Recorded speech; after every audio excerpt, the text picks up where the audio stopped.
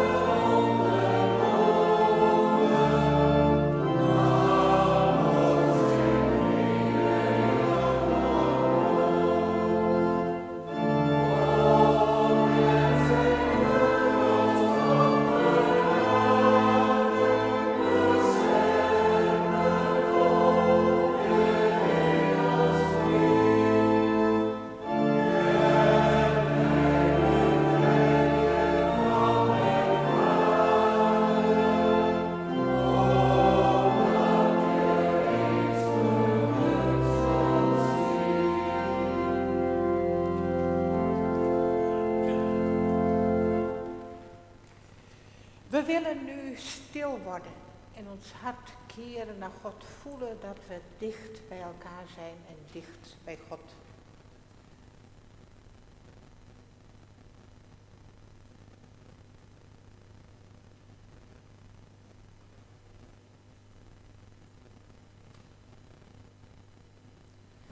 En we mogen vandaag gaan in de moed en in het vertrouwen dat onze hulp is in de naam van de Eeuwige, die hemel en aarde gemaakt heeft, die trouw blijft tot in eeuwigheid en niet loslaat het werk van zijn handen. Genade voor jullie en vrede van God onze Vader, van de Heer Jezus Christus, in de gemeenschap van de Heilige Geest. Amen.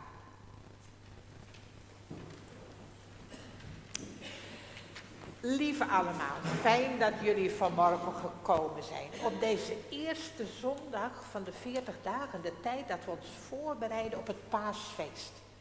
En nou na 2 jaar kunnen we voor het eerst in die 40 dagen weer in de kerk zijn. En daar hebben we ons op verheugd.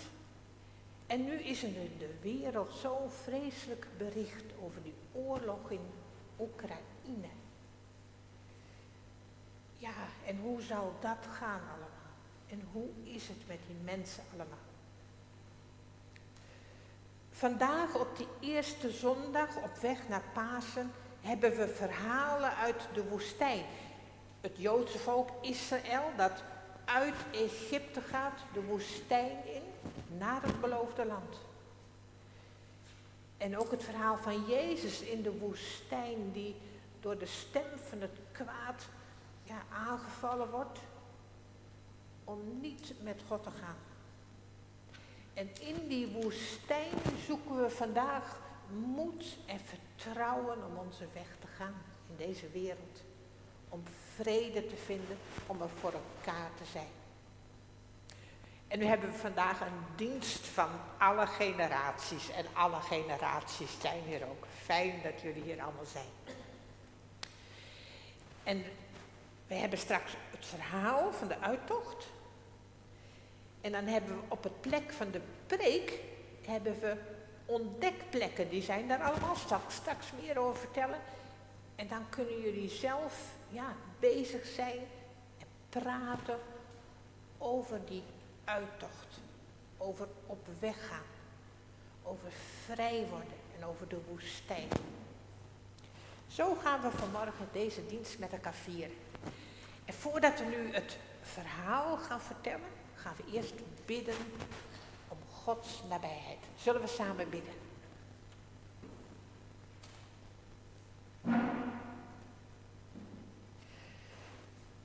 Dank u wel, God, dat u ons hier vanmorgen samenbrengt. Als uw gemeente.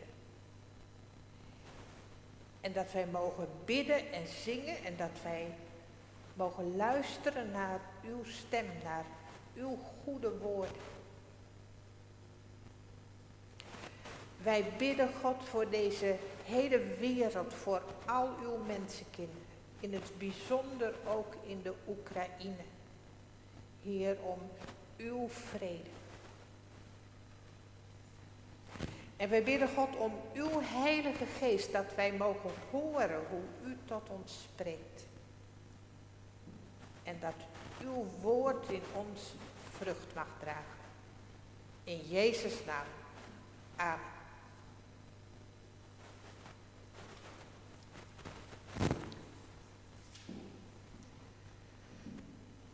En nu wil ik jullie vragen, zijn jullie klaar voor een verhaal? Zijn jullie klaar voor een verhaal? Ja. Jullie zitten daar een beetje ver weg. Als je wilt mag je dichterbij komen, zodat je het verhaal ook goed kunt zien. Maar je mag er ook blijven zitten. Ja?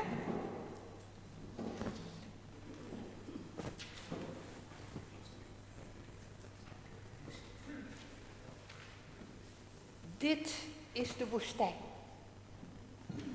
Een stukje van de woestijn. Niet de hele woestijn, maar een stukje van de woestijn. En we hebben vandaag een stukje van de woestijn nodig. Omdat daar zulke bijzondere dingen gebeuren met het volk van God.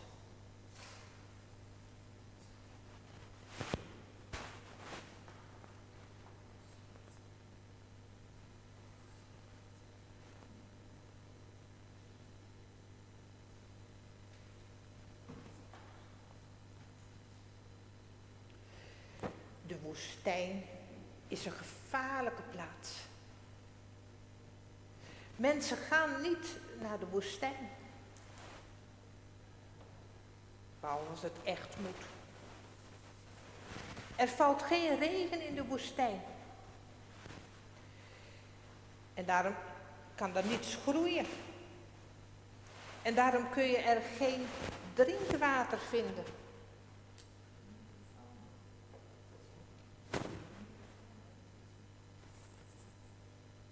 Zo beter? Ja.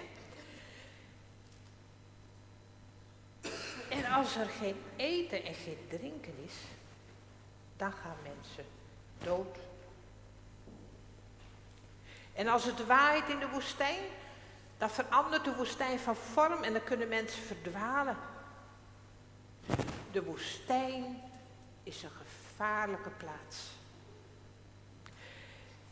Mensen gaan daar niet heen, behalve als ze het echt willen of als het echt moet. Er is moed voor nodig om de woestijn in te gaan. En het volk van God woonde op een plek waar nooit regen viel.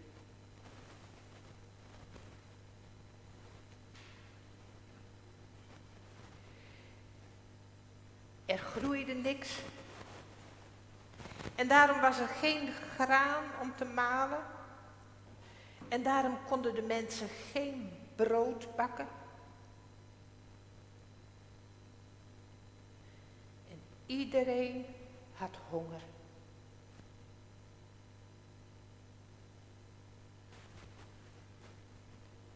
En 's nachts huilden de kinderen in hun slaap.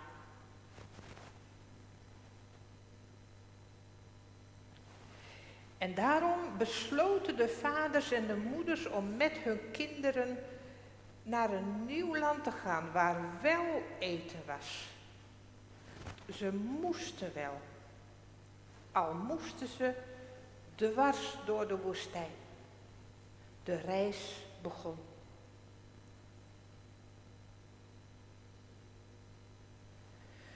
Het was zwaar in de woestijn.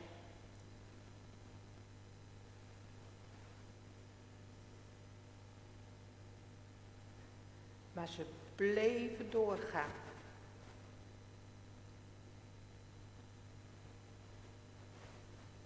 Ze gingen door. Al was het zwaar in de woestijn.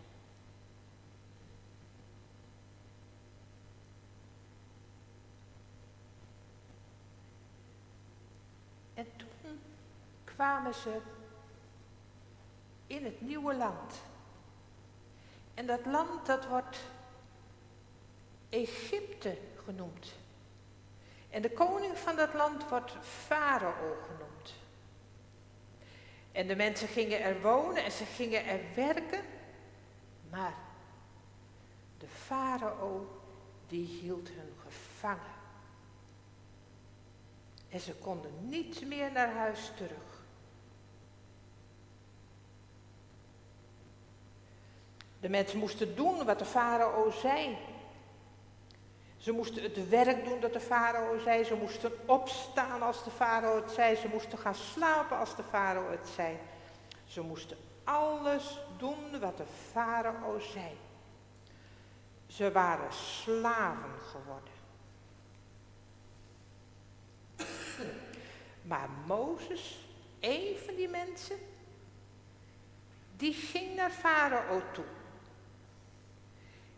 En hij zei, laat mijn volk gaan. Maar de farao zei, nee. En Mozes ging weer en weer naar de farao en hij zei, laat mijn volk gaan. Maar de farao zei, nee. En er gebeurden vreemde dingen in Egypte. Maar iedere keer zei de farao, nee.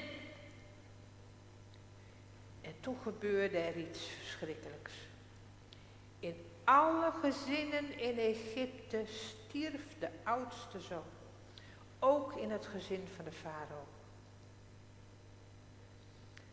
Maar in de gezinnen van het volk van God, daar stierf de oudste zoon niet. Omdat ze een merkteken op de deur hadden gemaakt. Ze hadden bloed van een lam op de deur gedaan. En de engel van de dood, die ging aan hen voorbij.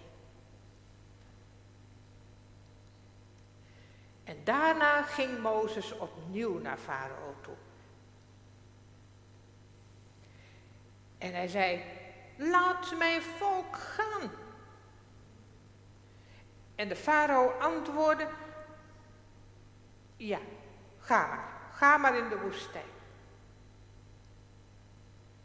En de mensen die haasten zich om alles klaar te maken. Ze pakten alles in wat ze konden dragen. En ze bakten brood voor onderweg en ze hadden geen tijd om er gist, om er zuurdesem in te doen, om het te laten rijzen, zodat het brood groot en rond zou worden en zacht, zoals in de winkel. Het was hard en plat. En dat brood, dat kun je vandaag nog steeds eten. En elke keer als je daarvan proeft, dan proef je dit verhaal. Matsees wordt dit brood genoemd.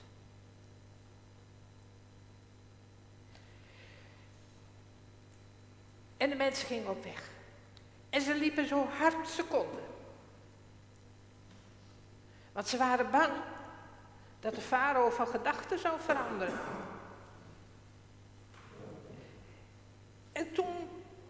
hoorden ze een geluid.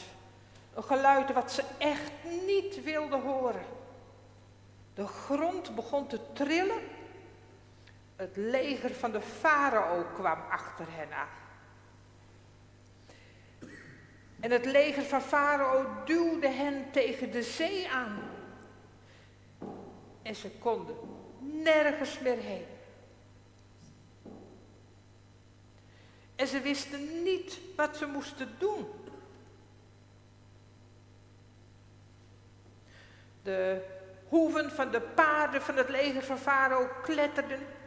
De wagens rammelden als het donder. En daar stonden de mensen en ze wisten niet wat ze moesten doen. Maar toen kwam God heel dicht bij Mozes. En Mozes kwam heel dicht bij God.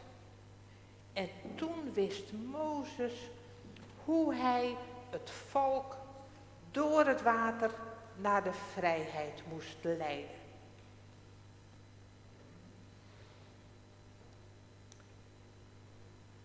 En daar gingen de mensen. Sommigen die renden door de zee. En anderen die durfden bijna niet, die stonden verlamd van schrik, maar ze gingen toch. En deze die was in de war, maar hij ging toch. En alle mensen gingen naar de overkant.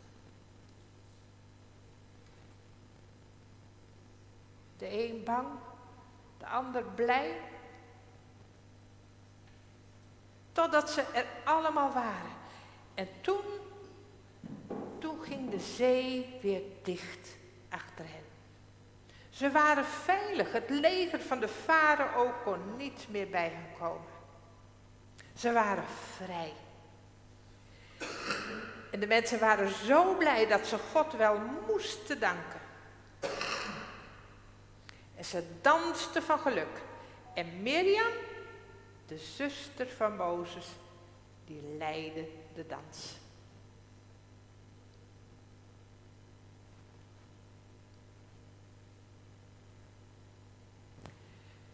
En nu vraag ik me af wat jullie het mooiste vinden van dit verhaal.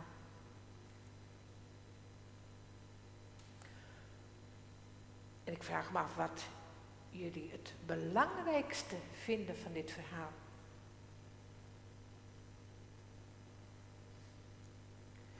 En ik vraag me af of jij zelf ook ergens bent in dit verhaal. Of het verhaal ook over jou gaat.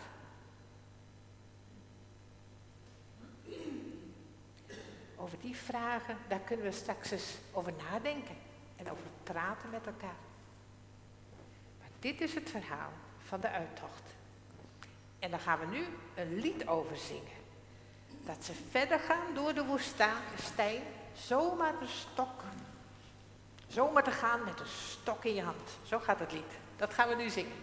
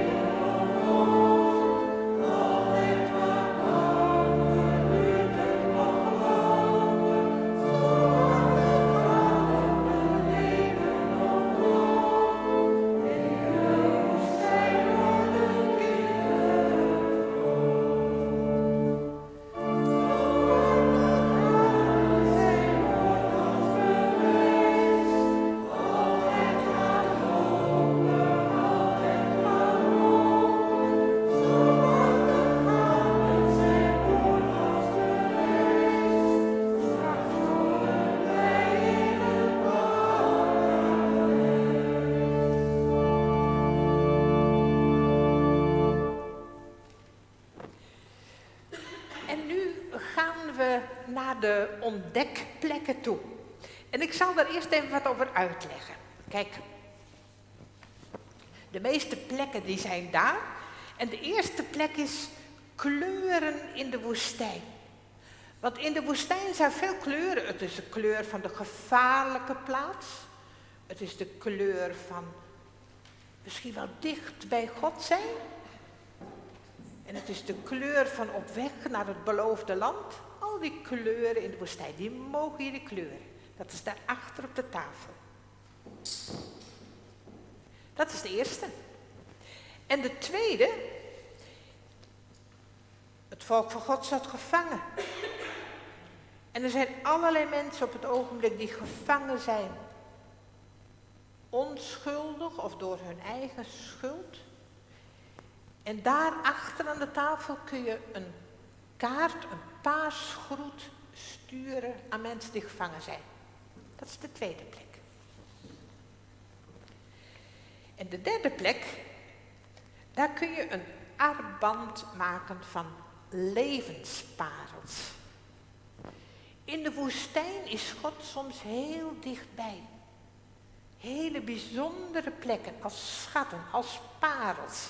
We hebben de Godparel, de ikparel, de doopparel en de woestijnparel en de relaxparel, die is van de oase.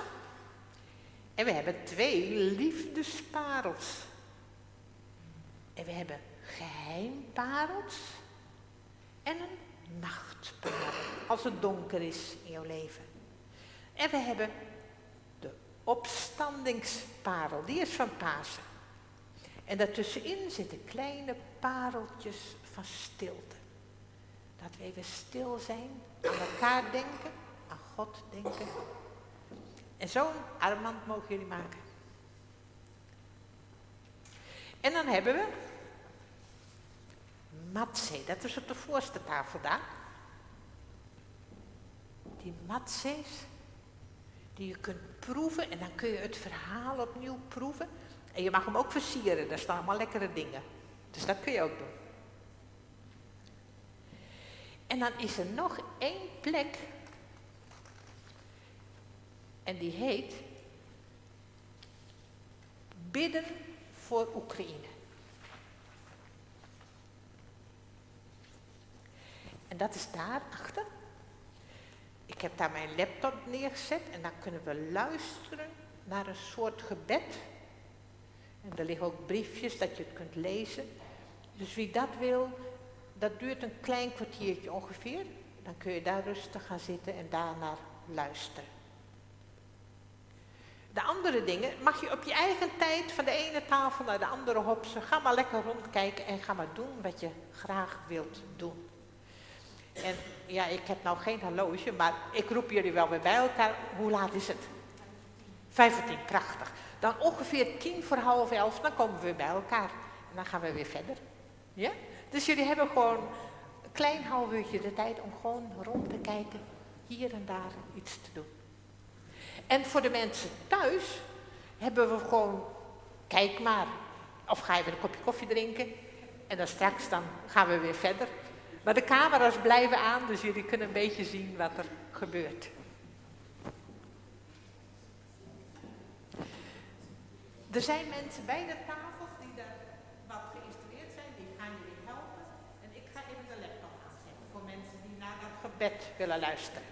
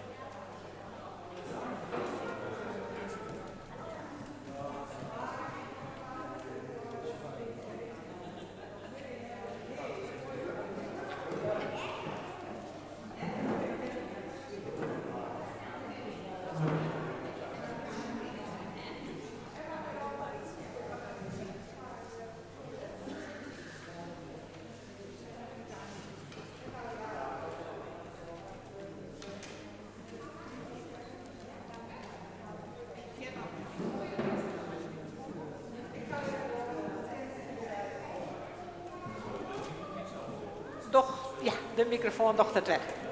Ja.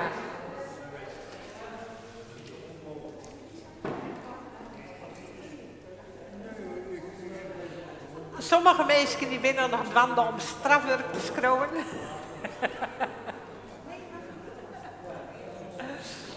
Ja. Zakon we mailkoor. Wij waren op ontdekplekken, hè?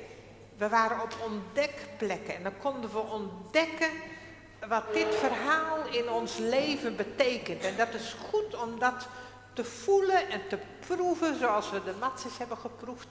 En zoals we de kleuren van de woestijn hebben gemaakt. En die bijzondere momenten van de levensparels. En zo kunnen we dit verhaal in ons opnemen. Dat het elke dag met ons meegaat. Zo zijn we aan het ontdekken geweest. En nu gaan we verder en nu gaan we met elkaar bidden. En nu had ik aan Jan een filmpje gestuurd, heel bijzonder. Met in de Oekraïense taal het Onze Vader gezongen. Het Otje Nas heet het dan.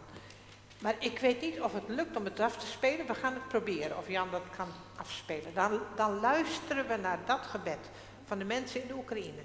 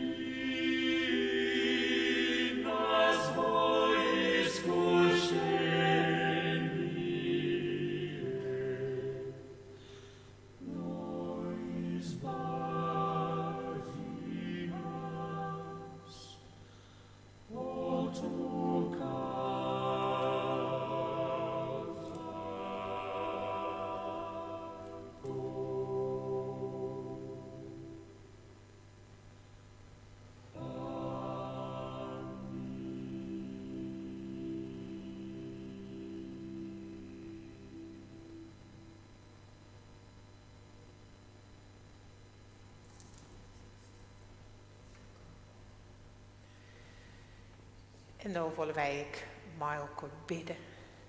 Is er iemand die nog wat nemen wil voor de voorbeden of het dankgebed? We zullen bidden voor de Oekraïne vanzelfs. Zullen we Marco bidden?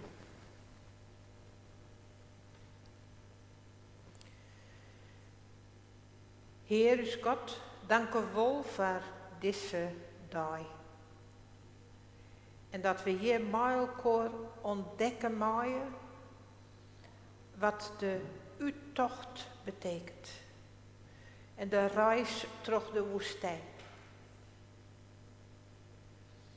Dat we dicht bij jou wezen mogen en dicht bij elkaar. En wij bidden, Heer, voor alle mensen die het vastzitten.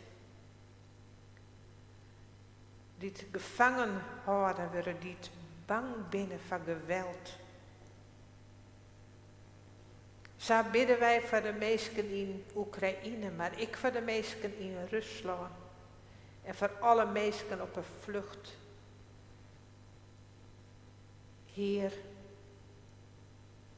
wij bidden om vrede.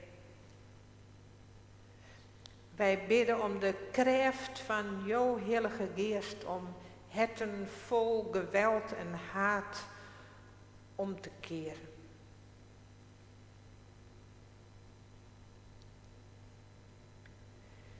En Heer, jou de meesten moed en vertrouwen om de reis door de woestijn te maken. Om op waai te gaan. Naar het goede land dat jou beloofd hebt.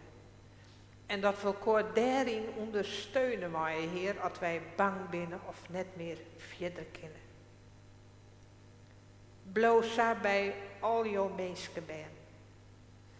Wees bij ons in deze 40 dagen op waai naar Pasen.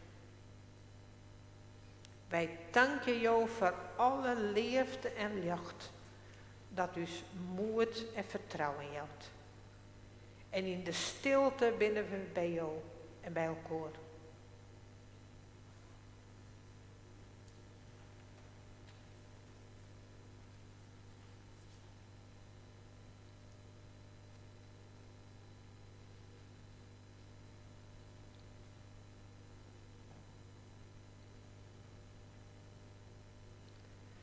En met elkaar willen wij de woorden bidden die Jezus u zoon het.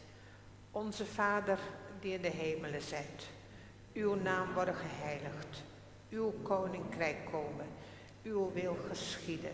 Gelijk in de hemel als ook op aarde. Geef ons heden ons dagelijks brood.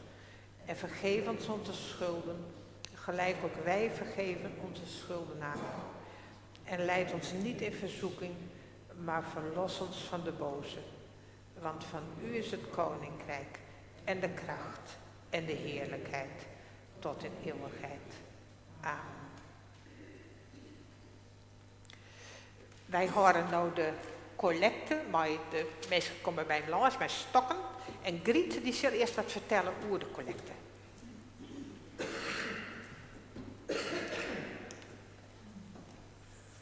Met zusters werken aan voldoende eten in Rwanda.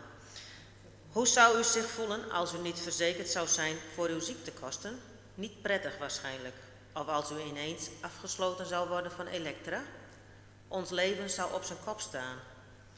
In het Afrikaanse land Rwanda staan deze zaken ook belangrijk voor de mensen. Maar om al die dingen te betalen moet je genoeg verdienen. Dat is lastig als je op een kleine akker werkt en maar net aan genoeg kan verbouwen om je gezin iedere dag te voeden. Vandaag collecteren we voor werk van Rwandese zusters. Geen grootschalig ontwikkelingsproject, maar dicht aan de basis. Deze zusters trainen boeren en boerinnen, zodat die met andere technieken meer opbrengst uit hun land halen. Bijvoorbeeld door irrigatie, meer variatie en wisselteelt, dieren houden, eigen compost verwerken, vruchtbare grond leren vasthouden en beter samenwerken. Een getrainde boer kan zijn kinderen daardoor naar school sturen en zijn elektra- en gezondheidsverzekering betalen. Dat lijkt klein, maar betekent veel in het leven van mensen. 1 boer of boerin trainen kost €160. Daar vragen we vandaag uw bijdrage voor via Kerk in Actie. Dank u wel.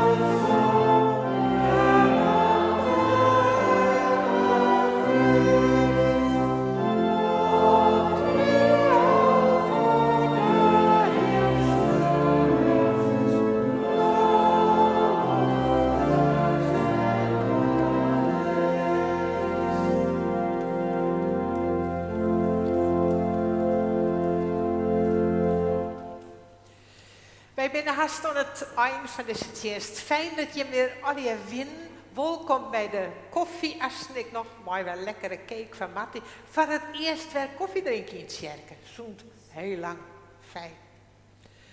En sommige mensen vregen nog om het briefje van de levensparels. En ik zal als nog een gemeentemail sturen. En dan stuur ik alle briefjes gewoon even mee. Dan komt nog even bekend.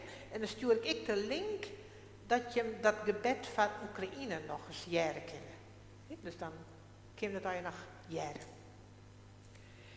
En dan gaan wij verder. Elk op zijn eigen plakje in deze 40 dagen. Die reis terug de woestijn op weg naar Peerske. En wij mogen gaan met de zegen, met de goede woorden van God. Om ik daar zegen te wezen. De genade van uw Heer Jezus Christus. En de liefde van God. En de meerskip van de Heilige Geest. Wees mij hem alleer.